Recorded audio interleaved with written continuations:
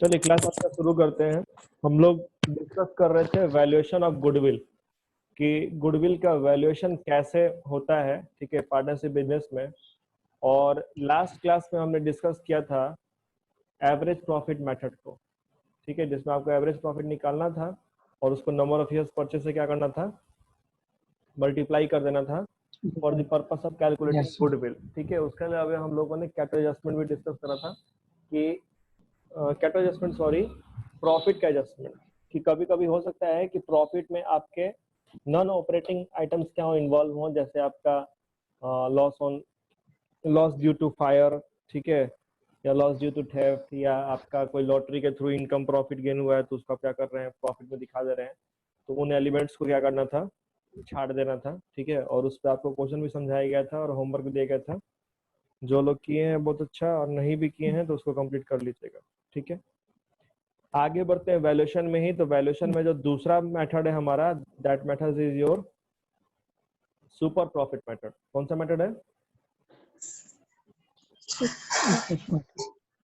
Super profit method. Super क्या होता है? जो नॉर्मल से ऊपर होगा वो क्या होगा? सुपर होगा। जैसे हम लोग बोलते हैं ना सुपरमैन, तो सुपरमैन कौन है? जो नॉर्मल मैन से ऊपर है वो सुपरमैन है। तो इसी तरह यहाँ पे सुपर प्रॉफिट है। तो सुपर प्रॉफिट मेथड्स के थ्रू गुडविल कैसे कैलकुलेट होता है ये देखते हैं। सबसे पहले आपको क्या करना है कि क्वेश्चन में अगर एवरेज प्रॉफिट ऑलरेडी दिया हुआ है तो अच्छी बात है, या एक्चुअल प्रॉफिट जो भी गिवन होगा वो आपको ले लेना है।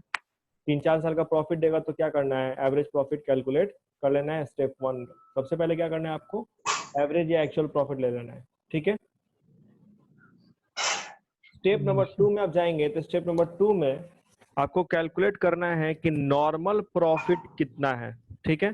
अब नॉर्मल प्रॉफिट हम कैसे निकालते हैं, तो हो सकता है कि आपको क्वेश्चन में कैपिटल दिया हो तो कैपिटल ले लीजिए। अगर क्वेश्चन में कैपिटल ना दे करके टोटल एसेट्स दे दे और लायबिलिटीज दे दे कि भाई एसेट है 14 लाख का और लायबिलिटीज है कितने के, 10 लाख के मान लो, ठीक है। तो नेट एसेट कैसे निकलता है? तो नेट एसेट आपका निकलता है लायबिलिटी माइनस एसेट्स माइनस, कभी भी एसेट ज्यादा होता है मतलब एसेट्स को लायबिलिटी माइनस करना, एसेट्स माइनस लायबिलिटी, ठीक है। या इसके अलावा कैपिटल एम्प्लॉयड, तो कैपिटल एम्प्लॉयड पर डिटेल हम लोग बात करेंगे। या तो कैपिटल एम्प्लॉयड की वैल्यू जनरली डायरेक्टली दी रहती है क्वेश्चन के अंदर में, ठीक है। अगर नहीं भी दिया रहा है तो कैपिटल एम्प्लॉयड कैसे कैलकुलेट करेंगे, इस पे क्या करेंगे अभी डिस्कशन करेंगे हम लोग। या आपको क्वेश्चन में दिया रहा है average capital employed. Average capital employed का मतलब हो गया कि opening capital employed plus closing capital employed divide by 2, ठीक है। ओपनिंग और closing capital employed divide by 2 कर दीजिएगा, आपको एवरेज कैपिटल एम्प्लॉयड मिल जाएगा। तो इन फिगर्स में से जो भी आपको क्वेश्चन में दिया रहा है, चाहे कैपिटल हो, चाहे नेट एसेट हो, चाहे कैपिटल एम्प्लॉयड हो, बेसिकली नॉर्मल प्रॉफिट का मतलब क्या हो गया कि एक सर्टेन अमाउंट अगर कोई भी बिजनेसमैन लगाएगा, ठीक है, जैसे 10 लाख रुपया हम इन्वेस्ट कर रहे हैं, तो मेरे ही जैसे जितने लोग सेम बिजनेस कर रहे हैं वो क्या कर रहे हैं, अगर उस पर 10% का रिटर्न जनरेट कर रहे हैं कि 10 लाख रुपया लगाएंगे तो 1 लाख रुपया क्या करेंगे, जनरेट करेंगे साल के दौरान, तो वही मेरा क्या हो जाएगा, नॉर्मल प्रॉफिट हो जाएगा। कि नॉर्मली अगर कोई भी वो कैपिटल लगाएगा तो कितना प्रॉफिट कमाएगा, ठीक है। तो ये कैसे निकालेंगे, कैपिटल या नेट एसेट या कैपिटल एम्प्लॉयड या एवरेज कैपिटल एम्प्लॉयड जो भी क्वेश्चन में दिया रहेगा इनटू एनआरआर डिवाइड बाई 100, ठीक है। अब ये एनआरआर क्या है, तो नॉर्मल रेट ऑफ रिटर्न है। NRR is your what, normal rate of return. Normal rate of return का मतलब क्या हो गया कि how much profit any entity will make if it has invested the same level of capital. यानी कि उतना कैपिटल लगा के नॉर्मली कोई भी अगर ऑर्गेनाइजेशन इतना कैपिटल लगा रही है तो वो कितना प्रॉफिट क्या करेगी, जनरेट करेगी नॉर्मली, ठीक है। यानी अगर हम बोल दिए कि भाई 10 लाख रुपया लगाओगे तो कोई भी 10 लाख रुपया लगाएगा तो उस पर क्या करेगा, नॉर्मली 1 लाख रुपया क्या करेगा, कमाएगा साल के दौरान। तो वही मेरा क्या हो गया, बात समझ में आ रहा है आप लोगों को? Yes sir. वही मेरा क्या हो गया, that's become my normal profit. वही मेरा क्या हो जाएगा, नॉर्मल प्रॉफिट हो जाएगा, ठीक है। पता नहीं किसके यहाँ बर्तन पटका रहा है, माइक अपना ऑफ कर दो, वो पीछे से बर्तन का आवाज आ रहा है। खैर, तो फिर मैंने आपको ये बोला कि देखिए नॉर्मली क्वेश्चन में या तो कैपिटल देता है या नेट एसेट देता है, या कैपिटल एम्प्लॉयड दिया रहता है क्वेश्चन में ऑलरेडी, या हो सकता है कि कभी कभी आपको कैपिटल एम्प्लॉयड निकालना पड़ जाए। सबसे पहला बात ये कैपिटल एम्प्लॉयड होता क्या है। तो देखो कैपिटल एम्प्लॉयड का मतलब वो टोटल अमाउंट हो गया जो बिजनेस में हम लोग लगा रहे हैं रेवेन्यू जनरेट करने के लिए, यानी इनकम जनरेट करने के लिए जो फंड लगा रहता है, that is known as capital employed. तो कैपिटल एम्प्लॉयड को आप बैलेंस शीट के एसेट साइड से भी कैलकुलेट कर सकते हैं और लायबिलिटी साइड से भी कैलकुलेट कर सकते हैं। ठीक है, दोनों तरफ से वैल्यू क्या आएगा, सेम ही आएगा। अगर क्वेश्चन में पूरा बैलेंस शीट गिवन है तो आप दोनों में से कोई भी साइड को यूज करके कैपिटल एम्प्लॉयड कैलकुलेट कर सकते हैं। और अगर मान लीजिए लायबिलिटी दिया है तो लायबिलिटी साइड से निकाल लो, और एसेट दिया है तो एसेट साइड से निकाल लो। तो देखते हैं फॉर्मूला क्या है, क्या अप्रोच लगाएंगे हम लोग। तो एसेट साइड से आप क्या क्या लेंगे, तो फिक्स एसेट ले लीजिएगा और प्लस क्या ले लेंगे, current assets minus current liabilities. यहाँ पे क्या है, करंट लायबिलिटीज है,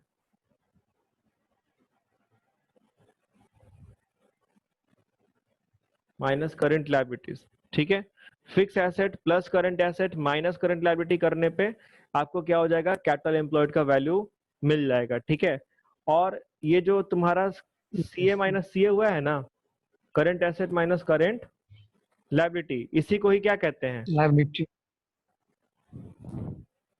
इसी को ही कहते हैं वर्किंग कैपिटल। इसी को ही क्या कहते हैं, वर्किंग कैपिटल। कि डे टू डे बिजनेस में कैपिटल एम्प्लॉयड कितना है, तो डे टू डे बिजनेस में क्या जो पैसा लगता है वो क्या कहलाता है, वर्किंग कैपिटल कहलाता है।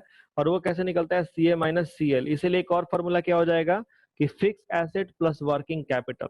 अगर मान लो क्वेश्चन में सीधे वर्किंग कैपिटल दे दिया है तो फिक्स एसेट में क्या करेंगे, वर्किंग कैपिटल के अमाउंट को जोड़ देंगे, हमको कैपिटल एम्प्लॉयड मिल जाएगा। ठीक है, अगर यही चीज लायबिलिटी साइड से हम देखेंगे तो लायबिलिटी साइड में होता है इक्विटी प्लस डेप्ट। कैपिटल एम्प्लॉयड बराबर क्या हो जाएगा, इक्विटी प्लस डेप्ट। तो इक्विटी का मतलब क्या हो गया, इक्विटी का मतलब होता है ओनर्स फंड। क्या होता है, ओनर्स फंड। Honours fund. तो ऑनर्स फंड में क्या आता है कि जो उसका पूंजी है, कैपिटल है, पार्टनर्स का कैपिटल आप वो ले लेंगे। इसके अलावा अगर कुछ रिजर्व वगैरह मेंटेन किया गया है, जनरल रिजर्व है या रिजर्व फंड या कुछ भी है, ठीक है, तो वो भी क्या है, पार्टनर अपने प्रॉफिट में से ही क्या किया है, छोड़ा है, तो वो रिजर्व क्या हुआ है, क्रिएट हुआ है। इसीलिए उस रिजर्व पे भी किसका हक है, ऑनर का ही।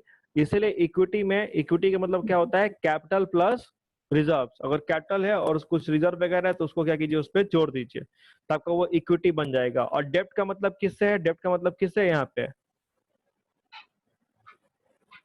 लॉन्ग टर्म डेप्ट से है। किससे है, लॉन्ग टर्म डेप्ट, जैसे बैंक लोन हो गया, डिवेंचर हो गया, ये चीज है। ठीक है, यहाँ पे करंट लायबिलिटीज नहीं लेना है आपको, सिर्फ कौन सा लायबिलिटी लेना है, डेप्ट का मतलब आपका क्या हो गया, लॉन्ग टर्म लायबिलिटी। डेट का मतलब क्या हुआ, long term liability. Short term नहीं लेना है, करंट लायबिलिटीज को यहाँ पे इंक्लूड नहीं करते हैं। देखिए तो यहाँ पे तो जोड़े ही नहीं करंट लायबिलिटीज को। और यहाँ पे क्या हुआ कि करंट लायबिलिटीज के वैल्यू को घटा दिया गया था एसेट साइड से ना, यानी कि ना हम एसेट साइड अप्रोच में करंट लायबिलिटीज को इंक्लूड करते हैं और ना ही लायबिलिटी साइड से इंक्लूड करते हैं। ठीक है, तो ये फॉर्मूला आपको याद रखना पड़ेगा for the purpose of calculating capital employed. और ये बहुत ही इंपॉर्टेंट कंसेप्ट है क्योंकि इसका यूज आपको यहाँ तो होगा ही, आगे आने वाले बहुत सारे चैप्टर्स में कैपिटल एम्प्लॉयड कैलकुलेट करना पड़ता है। ठीक है, तो प्लीज आप एसेट साइड और लायबिलिटी साइड दोनों ही अप्रोच से क्या कीजिएगा, कैपिटल एम्प्लॉयड कैसे कैलकुलेट होता है इस फॉर्मूले को याद कर लीजिएगा। ठीक है, कोई दिक्कत, ठीक है। फिर हम नीचे मेंशन कर दिए लॉन्ग टर्म थोड़ा क्लियर कीजिए, लायबिलिटी वाला। फिक्स लायबिलिटी समझ में आता है, करंट लायबिलिटी या फिक्स लायबिलिटी पढ़े थे 11th क्लास में। Yes sir. तो करंट लायबिलिटीज को इंक्लूड नहीं करना होता है। उसके अलावा जो आपका लॉन्ग टर्म बेसिस पे लॉन्ग टर्म डेब्ट जो भी है, आपका बैंक लोन है, डिवेंचर है, लॉन्ग टर्म बेसिस आप किसी से कोई पैसा लिए हैं तो वो आप क्या करेंगे, डेब्ट में इंक्लूड करेंगे, शॉर्ट टर्म इंक्लूड नहीं करेंगे। ठीक है, ओके ओके। नेट एसेट, आपको सारे एसेट्स की वैल्यू ले लेनी है excluding fictitious asset. Fictitious assets क्या होता है,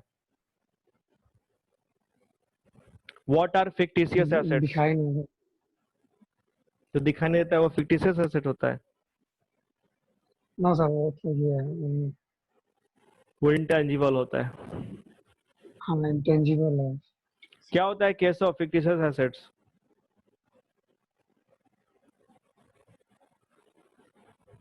है कि नहीं केशव?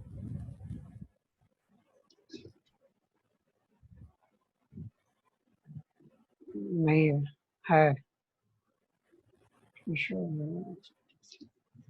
केशव आवाज आ रही है मेरी आपको?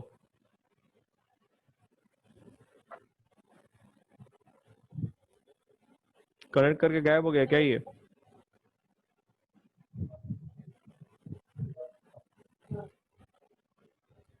गायब है ये, कनेक्ट करके गायब है। प्रिया, सर जो नेक्स्ट जो इंटेंजिबल एसेट हो बट जो नेक्स्ट ईयर के लिए यूज हो, वो बेनिफिट नेक्स्ट ईयर पे। बेनिफिट नेक्स्ट ईयर के लिए यूज होगा, वो फिक्टिशियस एसेट होता है। जो उसका जो अमाउंट पे करेंगे इस ईयर करेंगे, बट वो जो हमें वो बेनिफिट नेक्स्ट ईयर देगा। प्रीपेड रेंट आपका क्या हो जाएगा? फिक्टिशियस एसेट होगा? No sir. तो आप तो बोली कि प्रीपेड अगर कोई है एक्सपेंस पे किए बेनिफिट बाद में मिल रहा है तो फिक्टिशियस एसेट्स होगा, तो प्रीपेड रेंट क्यों नहीं होगा फिर? सर जैसे कि एडवर्टीजमेंट होता है, वो हम पे उसके लिए तो हम पे इस साल करते हैं, बट वो नेक्स्ट ईयर बेनिफिट देता है। अगर कोई भी रेवेन्यू एक्सपेंडिचर है जिसको आप राइट ऑफ एक साल में नहीं कर सकते हैं, यानी कि एक साल में उसको खत्म प्रॉफिट से चार्ज करके नहीं कर सकते हैं, ठीक है, तो वही आपका क्या होता है? वही फिक्टिशियस एसेट होता है, ठीक है। कोई भी रेवेन्यू नेचर का खर्चा, पर इसमें इंटेंजिबल भी कुछ था ना, इसको इंक्लूड करते हैं ना इंटेंजिबल में भी। Intangible is a different thing. Intangible asset अलग कंसेप्ट है। इंटेंजिबल एसेट आपका पेटेंट हो गया। देखिए, फिक्टिशियस एसेट का सबसे सिंपल फंडा जो है पहचानने का, वो क्या है कि इसका कोई भी सेलेबल वैल्यू नहीं होता है, यानी आप इसको बेच नहीं सकते हैं। जैसे हम आपके बैलेंस शीट में हो सकता है आपको दिया हो प्रीलिमिनरी एक्सपेंसेस, तो प्रीलिमिनरी एक्सपेंसेस यानी प्रारंभिक खर्च है, तो क्या आप अपना खर्च किसी को बेच सकते हैं? तो जिस एसेट का कोई सेलेबल वैल्यू नहीं है, जिसका कोई मार्केटेबल वैल्यू नहीं है, तो वो नॉर्मली फिक्टिशियस एसेट है, ठीक है। पहचानने का तरीका बता रहे हैं, ठीक है, कि फिक्टिशियस मतलब ये खर्चा ही होता है, it's a kind of revenue expense, लेकिन इसका जो बेनिफिट है वो तुम्हारा एक्सीड कर जाता है 1 ईयर, या इस खर्चे को आप एक साल के अंदर प्रॉफिट से काट के खत्म नहीं कर सकते हैं, इसलिए आपको आगे कैरी ऑन करना पड़ जाता है, although it's a revenue expenditure, ठीक है। और उसके चलते हम इसको दिखाते हैं किस नाम से? फिक्टिशियस एसेट्स के नाम से। तो ऐसा कोई भी अगर एसेट दिख रहा हो, प्रीलिमिनरी एक्सपेंस हो, एडवर्टाइजमेंट सक्सेस अकाउंट हो, तो एसेट्स का जब आप वैल्यू निकाल रहे होंगे तो उसमें उसको क्या करेंगे? इंक्लूड नहीं करेंगे, ठीक है। बात समझ रहे हैं? जैसे मान लो कि टोटल एसेट्स का वैल्यू 10 लाख है और ये 10 लाख के एसेट्स में 1 लाख फिक्टिशियस एसेट इन्वॉल्व है, तो हम क्या करेंगे? 10 लाख में से 1 लाख निकाल देंगे, ठीक है। 9 लाख ही मेरा एसेट हम लेके चलेंगे और माइनस कर देंगे उसमें से क्या जो लायबिलिटीज हैं वो, then you will get the value of net assets, ठीक है। तो नेट एसेट्स क्या है, नॉर्मल रेट ऑफ रिटर्न क्या है, कैपिटल एम्प्लॉयड क्या है, ये समझ में आ गया आप लोगों को? Yes sir. ठीक है। तो फिर से देखिए, स्टेप 2 में क्या था कि आप नॉर्मल प्रॉफिट निकाल लेंगे, या स्टेप 2 में आपका नॉर्मल प्रॉफिट निकल चुका है। स्टेप 3 में जब आप आएंगे, तीसरे स्टेप में, तो यहाँ पे आप कैलकुलेट करेंगे सुपर प्रॉफिट। क्या कैलकुलेट करेंगे? Super profit. और सुपर प्रॉफिट क्या हो जाएगा? Your average profit minus normal profit. कि ठीक है, एवरेज बेसिस पे मान लीजिए आपका निकल गया 12,000, और आप नॉर्मली अगर उतना पैसा कोई लगाता है तो कितना कमाएगा? 10,000। 10,000। यानी कि हम एक्स्ट्रा कितना कमा रहे हैं? 2,000। तो 2,000 मेरा क्या हो गया? सुपर प्रॉफिट हो गया। और हमको लगता है कि ये 2,000 का जो प्रॉफिट है ये अगले 4 साल तक हम कमाएंगे, तो नंबर ऑफ परचेज कितना हो जाएगा? 4 हो जाएगा, ठीक है। तो गुडविल बराबर क्या हो जाएगा? Super profit into number of years purchase. 2,000 into 4 कर देंगे, 8,000 रुपए क्या हो गया? वैल्यू ऑफ गुडविल हो गया। क्लियर है? ठीक है। आइए एक प्रैक्टिकल क्वेश्चन देखते हैं। बोला है Gupta and boss had a firm in which they had invested 50,000 rupees. तो गुप्ता एंड बॉस का एक फर्म है जिसमें इन्होंने 50,000 रुपए इन्वेस्ट किया हुआ है। On an average the profits were 16,000 और एवरेज बेसिस पे कितने का प्रॉफिट कमा रहे हैं? 16,000. 16,000 रुपए का, ठीक है। The normal rate of return in the industry is 15%। और बोल रहा है कि इस इंडस्ट्री में, जिस इंडस्ट्री में गुप्ता और बॉस ने अपना फॉर्म एस्टेब्लिश किया है, इस Yes. इंडस्ट्रीज में कोई भी पैसा लगाएगा तो कम से कम कितना रिटर्न कमाएगा? 15%. 15% का the normal rate of return, यानी कोई पैसा लगाएगा तो 15% का रिटर्न वो कमाएगा ही, ठीक है। Goodwill is to be valued at 4 years purchase of profit in excess of profit at the rate 15% on the money invested. तो बोला है 15% के रेट से जो भी आप प्रॉफिट कमाएंगे उससे ऊपर आप जो भी कमा रहे हैं, तो उससे ऊपर जो भी कमा रहे हैं वो क्या हो जाएगा? सुपर प्रॉफिट होगा, Yes. No. ठीक है। Yes. तो उसका कितना, उसका वैल्यूड एट 4 years, 4 ईयर, तो नंबर ऑफ परचेज कितना हो गया? 4 हो गया, Oh. ठीक है। आइए इस क्वेश्चन को हम लोग सॉल्व करते हैं, देखते हैं। तो आपका जो एवरेज प्रॉफिट है वो कितना है? 15,000. 16,000 है, 16,000. ठीक है। Yes, sir. नॉर्मल प्रॉफिट अगर हम कैलकुलेट करेंगे, नॉर्मल प्रॉफिट बराबर हो 7.5 जाएगा तुम्हारा something. Yes, 50,000 into 15/100, 5,500. तो 15 पचे हो गया 75। Yes, 7,500. 7,500 is your normal profit. तो आप एक्स्ट्रा कितना कमा रहे हो? Let's check. सुपर प्रॉफिट क्या हो जाएगा आपका? सुपर प्रॉफिट होता है average profit minus normal profit. 8.5. 16,000 minus 7,500, तो ये कितना हो जाएगा? 8,500 हो जाएगा ना, Yes, sir. ठीक है। तो 8,500 क्या हो गया हमारा? सुपर प्रॉफिट हो गया। Yes, sir. 4 years के लिए. तो गुडविल कितना हो जाएगा? 4 साल आपका गुडविल था। अब कौन दो लो बेटी रूम में पहुंच गया है। 34,000 हो जाएगा. तो गुडविल बराबर क्या हो गया आपका? गुडविल इक्वल टू क्या था आपका? एक minute, super profit into 8,500. 4 years. Number of years purchase. अब फॉर्मूला आप लिख के ही बनाएंगे, ठीक है, डायरेक्ट नहीं बनाएंगे, वैल्यूज पुट करनी है Yes, आपको। sir. तो 8,500 और गुणे क्या हो गया? 4, तो 34,000 हो जाएगा ना ये। 832 से 500 Yes, sir. 34,000 will be the value of goodwill, ठीक है। और ये हमने कैलकुलेट किया है किस मेथड से? कौन सा मेथड है ये? सुपर प्रॉफिट मेथड, ठीक है। तो ये आपका दूसरा मेथड था गुडविल वैल्यूएशन का, ठीक है। पहला था एवरेज प्रॉफिट मेथड, दूसरा है सुपर प्रॉफिट मेथड। प्रक्रिया समझ में आया? प्रोसेस समझ में आया सबको? Anyone have any doubt? ठीक है, स्टेप समझा दिए गए आपको और हर वैल्यू को डिटेल में एक्सप्लेन भी कर दिया गया है कि आपको कैलकुलेट कैसे करना है, ठीक है। तो जो भी एक्सट्रीम केसेस हो सकते हैं, वी हैव डिस्कस एवरीथिंग। बाकी क्वेश्चंस के लिए अलग एक मतलब हम लोग सेशन रखेंगे, क्लास रखेंगे, जिसको जो भी डाउट हुआ रहेगा तीनों मेथड में।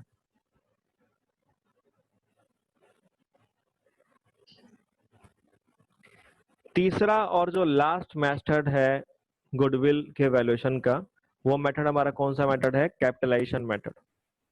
That method is your capitalisation method. अब कैपिटलाइजेशन मेथड में क्या है? दो चीजें हैं, ठीक है। Capitalisation of average profit and capitalisation of, आज आकाश एडमिट नहीं होगा। कैपिटलाइजेशन ऑफ एवरेज प्रॉफिट और कैपिटलाइजेशन ऑफ सुपर प्रॉफिट। सबसे पहले बात करेंगे हम लोग कैपिटलाइजेशन ऑफ एवरेज प्रॉफिट की। और देखिए यहाँ जो गुडविल वैल्यूएशन है, इसका थीम क्या है? थीम समझ लेंगे ना तो बड़ा आसान हो जाएगा। तो थीम बस इतना ही है कि अभी तक हम लोग क्या कर रहे थे? प्रॉफिट के थ्रू गुडविल निकाल रहे थे। लेकिन यहाँ पे क्या है कि कैपिटलाइजेशन मेथड में क्या होता है? कैपिटलाइजेशन मेथड में बोलता है कि प्रॉफिट को ही कैपिटल में कन्वर्ट कर दो। प्रॉफिट को किस में कन्वर्ट कर दो? कैपिटल में।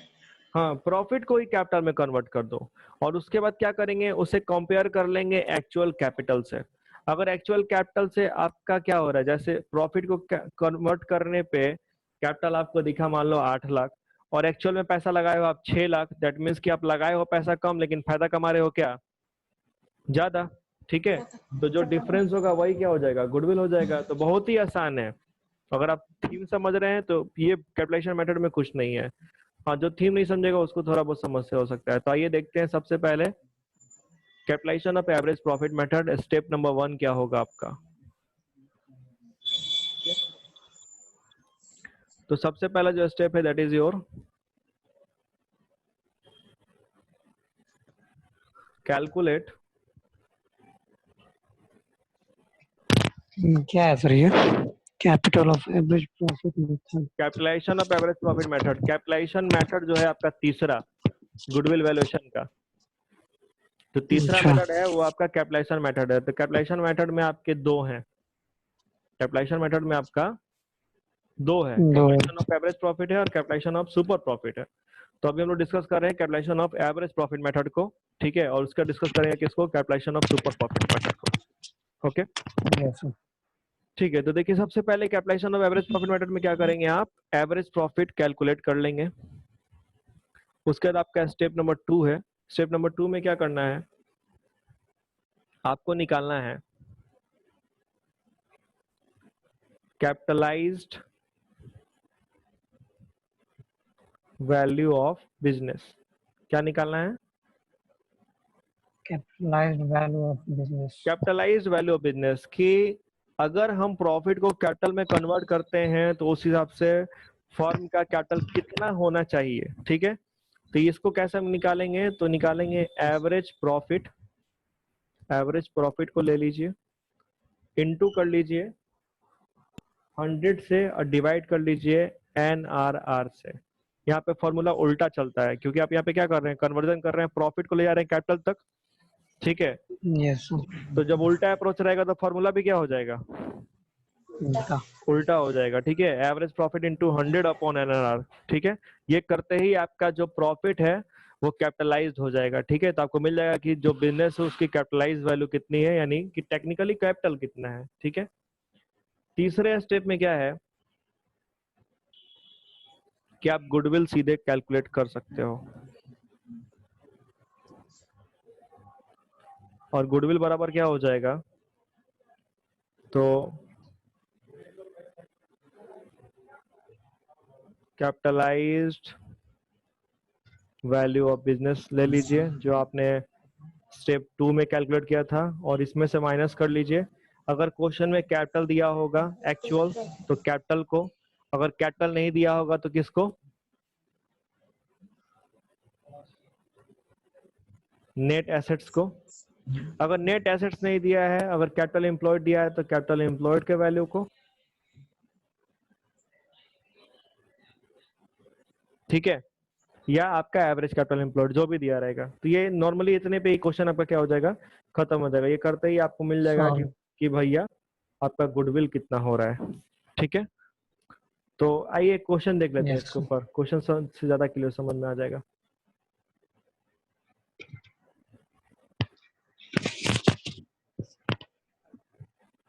तो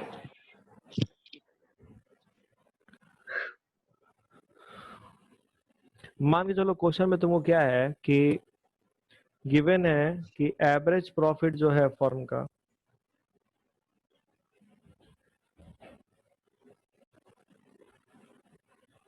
वो कितना है, 15,000 है। कितना है, 15,000। ठीक है, 15,000। और नॉर्मल रेट ऑफ रिटर्न यानी कि NRR हम मान के चल रहे हैं कितने का, 10% का, कि 10% का रिटर्न जनरेट करते हैं। ओके, कैपिटल जो लगा हुआ है वो कितने का लगा है, 1 लाख। 1 लाख का, या 1,20,000 कुछ भी मान सकते थे, 1 लाख ही मान लेते हैं। ठीक है, यस सर। ओके। तो आपको बोल रहा है कि calculate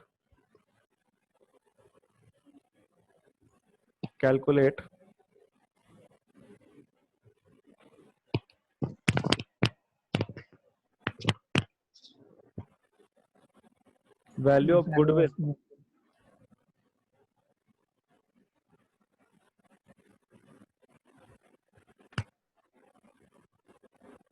by capitalisation Capitalization of average average profit, profit method. ठीक है। Yes sir.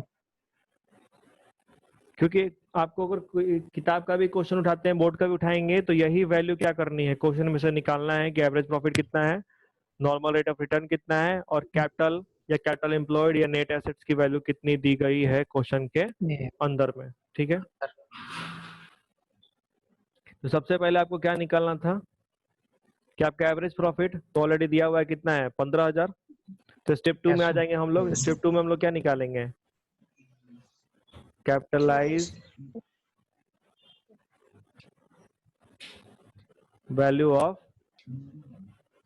Business.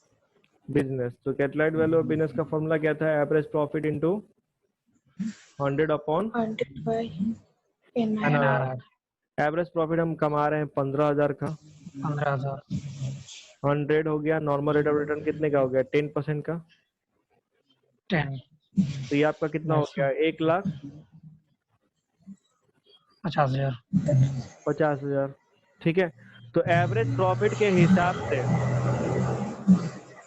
Average profit के हिसाब से कैपिटल कितना लगा होना चाहिए था, 150. 1,50,000 का, ठीक है। लेकिन कैपिटल लगा है कितने का, 1 ही लाख रुपया, यानी 1 लाख रुपया लगा करके 1 लाख का 1 लाख रुपया लगा करके हम प्रॉफिट कमा रहे हैं कितने कितने के बराबर, 1.5 लाख रुपए के बराबर, 150 लाख 150 के ठीक है। तो बराबर. हमारा गुडविल Yes, फिर sir. कितना हो जाएगा, तो गुडविल बराबर हो जाएगा 50. आपका 50 lakh। Capitalise value of business, that is your Yes, sir. 1,50,000, और माइनस कर देंगे एक्चुअल कैपिटल। तो एक्चुअल कैपिटल कितना है, 1 lakh. वैल्यू ऑफ गुडविल कितना हो गया, 50,000. 50,000। समझ में आया सबको, Yes, sir. ठीक है। ये हाँ, ये आपका कैपिटलाइजेशन ऑफ एवरेज प्रॉफिट, ठीक है। और लास्ट अब देखते हैं हम लोग, लास्ट जो हमारा मेथड था वो कौन सा था, capitalisation of super profit. Yes, sir. आइए उसको देख लेते हैं। बहुत ही आसान है ये, तो तुम लोग बोलोगे कि सर इसमें तो कुछ करना ही नहीं है, तो बकवास है।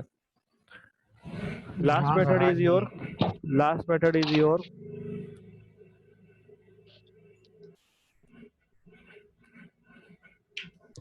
कैपिटलाइजेशन ऑफ सुपर प्रॉफिट, ठीक है। देखो कितना आसान है। स्टेप 1 में हमको क्या है, कैलकुलेट करना है सुपर प्रॉफिट। क्या करना है, calculate Super profit. Super profit. Step 2 में आपका निकल जाएगा क्या चीज, गुडविल। Goodwill. गुडविल कैसे निकलेगा, तो super profit into Minus 1 into 100 divide by NRR. हो गया, काम खत्म हो गया। normal rate. 100 divide by NRR, ठीक है। अब देखिए, तो ठीक है, हम Yes, sir. जो हमने अभी एग्जांपल मतलब लिया था ना, अपने मन से सॉल्व किया था उस क्वेश्चन को, ठीक है। सेम क्वेश्चन को हम Yes, लोग sir. सॉल्व करते हैं किसके through, capitalisation of super profit method के Capitalization through, of super profit. ठीक है। तो वहां पे हम Yes, लोग sir. कैपिटल लिए थे 1 लाख का, एनआरआर लिए थे 10% Yes, sir. का, और एवरेज प्रॉफिट था कितने का, 15,000 का, ठीक है। 15,000. तो ओके, ठीक है, चलो फिर से डेटा यहाँ पे लिख देते हैं। एवरेज प्रॉफिट था 15,000 का, एनआरआर था कितने का, 10%. 10% का, और कैपिटल था कितने का, Capital 1 lakh. 1 lakh. 1 लाख, ठीक है। अब हो सकता है कैपिटल नहीं दे दे, आपको एसेट लायबिलिटी दे दे कि भाई एसेट्स हैं 1.5 लाख के और लायबिलिटी है कितने के, तुम्हारा 50,000 का। तो 1.5 लाख माइनस 50,000 कितना हो जाता है, 1 लाख, ठीक है। 1 lakh. तो अगर मान लो कैपिटल डायरेक्ट नहीं दिया रहेगा तो हम नेट एसेट के रूप में निकाल लेंगे उसको, ठीक है। अब हमको सॉल्व करना है इसी क्वेश्चन को capitalisation of super profit method के थ्रू, ठीक है। तो एवरेज प्रॉफिट दिया हुआ है, हम लोग सबसे पहले क्या निकाल लेते हैं अपना, Super profit. तो नॉर्मल प्रॉफिट निकालना पड़ेगा सबसे पहले। Yes, sir. प्रॉफिट क्या हो गया, capital into your NRR NRR. on 100. तो your 1 lakh rupees is capital into 10 upon 100. ठीक है। 10,000 आपका क्या हो गया, नॉर्मल प्रॉफिट हो गया, ठीक है। यस सर, तो फिर सुपर प्रॉफिट कितना हो जाएगा भैया? तो सुपर प्रॉफिट हो जाएगा 5000 आपका average profit minus normal profit. ठीक है। नॉर्मल प्रॉफिट, तो एवरेज प्रॉफिट आपका था 15,000 का, नॉर्मल प्रॉफिट आप कमा रहे नॉर्मल हैं कितने 10,000, का? 10,000 का। 10, ये कितना हो गया? सुपर 5000। 5,000। ठीक है। तो देयरफॉर सुपर प्रॉफिट निकल चुका है। तो yes goodwill by capitalisation of super profit, super profit. तो सुपर प्रॉफिट इनटू क्या करना है? 100 अपॉन एनआरआर एनआरआर। तो 5,000 इंटू 100 डिवाइड में क्या? बाय 10, 10। कितना हो गया? 500 50,000। फिर से उतना ही आंसर आ गया। यस सर, तो अगर आप कैपिटलाइजेशन ऑफ एवरेज प्रॉफिट से क्वेश्चन को सॉल्व करेंगे या capitalisation of super profit solve करेंगे, आंसर क्या आएगा? सेम। सेम आएगा। सेम नहीं आ रहा है तो समझ लीजिए कुछ फॉल्ट है। तो इसी के साथ आपके सारे मेथड्स खत्म होते हैं गुडविल वैल्यूएशन के। ठीक है। 3 मेथड हम लोग को डिस्कस करना था, average profit method, super profit method और कैपिटलाइजेशन मेथड। ठीक है। तो एवरेज प्रॉफिट मेथड को हम लोगों ने पिछले क्लास में ही डिस्कस कर लिया था, और उससे जुड़े हुए जो भी एक्सपेक्ट है कि क्या घटाना है, क्या जोड़ना है, क्या चीजें हैं, वो सब बातें हमने क्या की थी, डिस्कस की थी वहां पे, कि किस तरीके से क्वेश्चन आएगा बोर्ड में तो हम सॉल्व Yes, करेंगे। ठीक है। और सुपर प्रॉफिट मेथड में कैसे बनाना है और कैपिटलाइजेशन मेथड में कैसे बनाना है, ये भी क्या हुआ, आज डिस्कस हो गया। तो चैप्टर थ्योरेटिकली और प्रैक्टिकली पूरी तरीके से क्या होता है, खत्म हो रहा है आप लोगों का।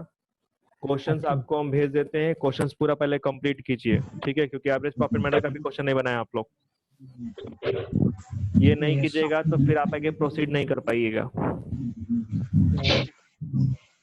तो होमवर्क फटाफट कंप्लीट कीजिए, उसके बाद फिर हम लोग बढ़ेंगे एडमिशन ऑफ न्यू पार्टनर की तरफ अगले क्लास में अकाउंटेंसी के। या इसके बाद एक क्लास हम लोग क्वेश्चंस के ऊपर रख लेंगे, जिसमें हम लोग अलग अलग टाइप का क्वेश्चन थोड़ा देख लेंगे, जो डिफरेंट टाइप का क्वेश्चन आया होगा गुडविल वैल्यूएशन। हाँ सर, हाँ ठीक है। हाँ, तो उसको डिस्कस कर लेंगे। ठीक है। और उसके बाद एडमिशन शुरू करेंगे। यस सर, कोई दिक्कत आप लोगों को? No sir. ठीक है।